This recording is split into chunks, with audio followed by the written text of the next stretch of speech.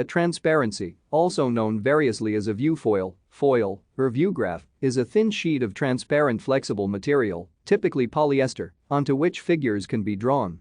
These are then placed on an overhead projector for display to an audience.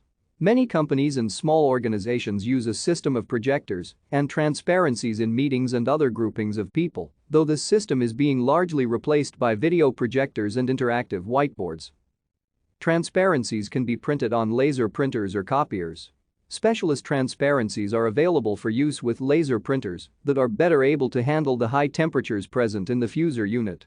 For inkjet printers, coated transparencies are available that can absorb and hold the liquid ink, although care must be taken to avoid excessive exposure to moisture, which can cause the transparency to become cloudy. They must also be loaded correctly into the printer as they are only usually coated on one side. Uses for transparencies are as varied as the organizations that use them.